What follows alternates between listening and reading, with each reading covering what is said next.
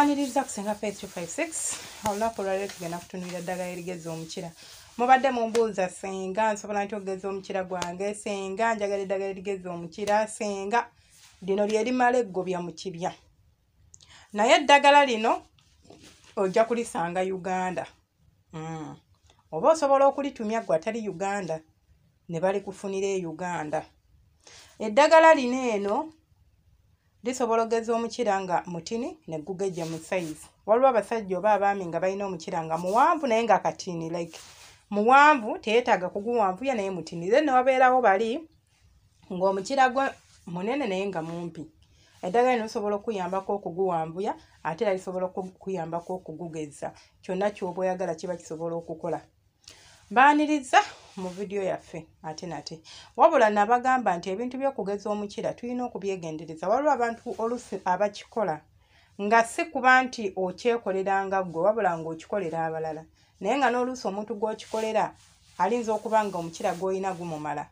Kyeba kyankizo nnyo okubeera nga weebuuza ku mwagalwawo n'omanya.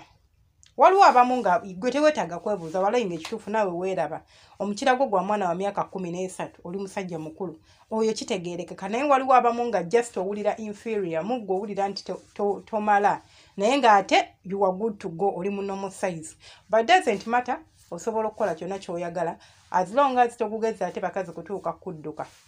Kubanga ate bw'ona agugeza ennyo olenza okugugeza ennyo n'oweesanga ng'ate engejja gye gugezeemu si gy'ogwagala. So oba olina okumonitalinga eddagala lino n'obeera ng'olaba sitootuka ku sayizi gy'oyagala ng'olekeraawo okulikozesa. Eddagala lino eno lya bika 5 bye tuba tulina okutabula. Ekisookera ddala tuba tujja kukozesa eddagala oba ekikolo kye bayita magejjo. Ojja kunfunira ekikolo kye bayita mutereeza, onfunira ekikolo kye bayita musitulandoddo, onfunira ekikolo kye bakiyita katimbolo. Kansuubire mbimazeeyo. Wamma ekirala bakiyita mugolola. Bye bika 5. Bino byonna ebika by'eddagala lino tukozesaako bikoola byalyo. Tetwetaaga stem, tetwetaaga mirandira, tetwetaaga kiwabula weetaaga bikoola byalyo. Ojja kufuna ebikoola byalyo nga libisi bulungi olikaze. Tulyanika lutya? Eddagala lino ne bagamba nti balyanika mu musana kukala. Osobola okusalawo okulyanikako omusana gumu oba si kyo okulitwala straight mu nnyumba. But oba osazeewo oyanikako omusana gumu then n'olyanika mu nnyumba. Oba litwala mwezi okukala, it doesn't matter paka bwe linaakala. Bwe likala n'osalawo okubeera ng'osobola okulissa n'ofunamu obuwunga. Wabula singa oba olaba nga ggwe ebyokulyanika n'ebikola birinza okukoya ng'oyagala disekula, abantu abamu you prefer n'osekula eddagala lino olyoka olyanika, nakyo tekirina buzibu. Osobola okukwata ebikola byaffe bino n'obisekula, but osobola ngenda kusaba bw'oba olifunye lyanike separately. Ate era wonaaba olisekula, lisekule separately. Eddagala ly'osobola okugatta liri lya bika 2, magejjo ne katimbolo. Ebyo bya bika 2 osobola okubigatta tebirina buzibu, naye erisigadde lyonna toyina kuligatta. Lyanike nga liri separate, lyanike lyokka paka bw'onaabeera nga likala, ate era n'obwonaaba olisa lisse nga liri lyokka. Ojja kwetaagayo akaziga akatini. Osobola okukozesa Vaseline kasaabira petroleum jelly nga taliimu ddagala lyonna, si habo. Osobola okukozesa Moviti, osobola okukozesa Tip-Top, osobola okukozesa Vaseline, osobola okukozesa bizigo ki bye tulina awo e Uganda ebirala.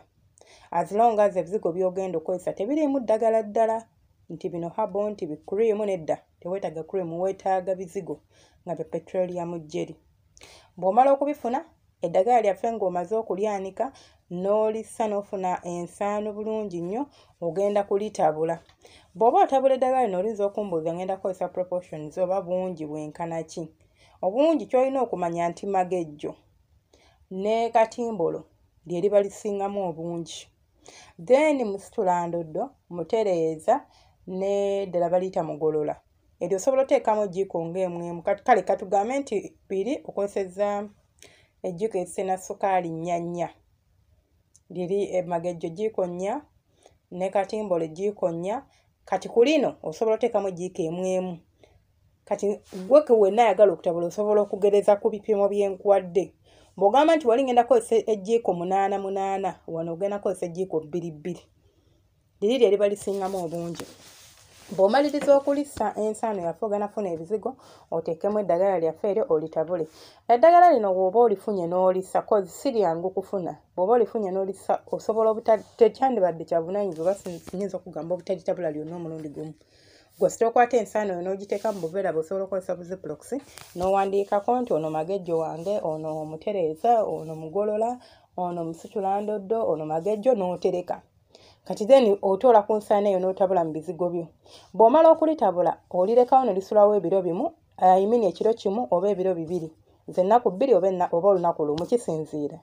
Bwe limala okusulawo, bw'oba olitabula mu bizigo gw'ayagala okubisaanuusa abamu ebizigo oba osazeewo okubisaanuusa nandibadde nsaba n'otabiteeka mu microwave okubisaanuusa. Osobola okubisaanuusiza wabweru mu kasana ne bisaanuuka bulungi. Bimala okusaanuuka then n'obisibako bulungi n'otereka ebizigo byaffe bagambye bisulawo ekiro kimu oba ebiro bibiri. Bwe bimala okusulawo then enkera n'olyoka otandika treatment yaffe. Obisiiga ku mukira gwo okusinziira bw'oyagala. Gw'ayagala okuwanvuya mu size ensiiga yeyawukanako n'omuntu ayagala okugezza. Ayagala okugezza osiiga owumbawumba obumasaaginga omukira gwo naye nga ogunyiga mu sides. Oba okitegeera kye ŋŋamba ate mpola mpola teweetaaga kukozesa maanyi mangi. Then gw'ayagala okubeera nga osiiga ogezza owanvuya omukira gw'ate osiiga owanvuya ng'okkirira oveno wansi ku binege nga bukkirira wansi bw'oti waggulu ku binege nga bukkirira wansi ng'okkiriza mpola mpola paka ku size gy'oba oyagala. Osiigira eddagala lino eno baka masaji kano kakoyire eddakiika 10 minimum. Bw'oba olina obudde osobola okulisiigirako eddakiika 2 wabula oba tolina budde osobola okukola akamasaji ako kumala eddakiika 10 olunaku. Ekitini ennyo gwali mu bwangu kale kaŋŋambe nti ogenda kusiigangako eddagala lyaffe ku makya n'olweggulo. Osobola okukikola omulundi gumu oba osobola okukikola emirundi 2 olunaku kisinziira. Kati gw'oba osazeewo okukikola mulundi gumu onyigiriza okole eddakiika 10. Osobola okuseetinga ka time ako. Then gw'oba nga ogenda kikola emirundi 2 ng'ate tolina kadde osobola osalawo nti ngenda kukola eddakiika 5 ku makya n'olweggulo okufuna effective results oba okufuna results mu bwangu. Omukira gwo gujja tandika okweyongera ku size okutandikira mu weeks 2. So saagala osiigeko leero oba enkya otandika okuŋŋamba singa nga tebikola. Nedda mukwano eddagala litwala obudde okukola. So mu weeks nga 2 ogenda kuba otandise okunotisinga change eri mu mukira gwo oba mu bitundu bye ebyekyama ng'otandise okulaba ng'okyuka. Mu mwezi gumu ojja kuba omaze okwachivinga ky'oyagala. Oba oyagala okweyongerayo era nga weeyongerayo ng'olikozesa okutuuka gwe ku size gy'oyagala then ng'olyoka olirekeraawo. Temwerabira subscribinga eryo nno ly'eddagala lyaffe erigeza omukira oba eriwanvuya gwalyetaaze. Katimbolo oyo yasinga amaanyi bayiza waleeta n'amaanyi g'ekisajja obukoola ogaaya bugaaye. Alina emigaso mingi nnyo. Kisinziira ku nkozesa gy'oba olikozesezaamu kufunamu emigaso kubanga abamu babifumba ebikoola ne banywa. Biyamba kukola skin naddala abakyala balina ebizibu bya skin so bingi. Gwe alabye vidiyo eno oba audio eno simanyi kyonna ky'oba ofunye osubscribe omanya ebivudde ku Senga Faith 256 jangu ku YouTube yo teekamu Senga Faith 256 bajja kuleeta ku channel yaffe subscribing obeere ng'otwegaseeko ng'ofuuse family. Then gwe atana subscribinga naawe ng'ondabidde ku YouTube bambi subscribinga obeere ng'otwegattako. Gwe yasubscribinga edda webale kubanga weekuumirako ate gwe buli ka video ke nteekayo bambi ajja n'akalaba okola kya ttendo.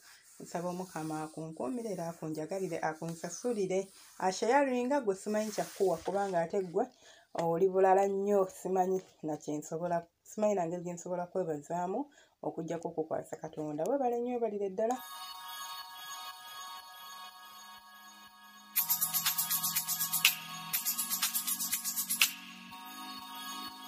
Yeah.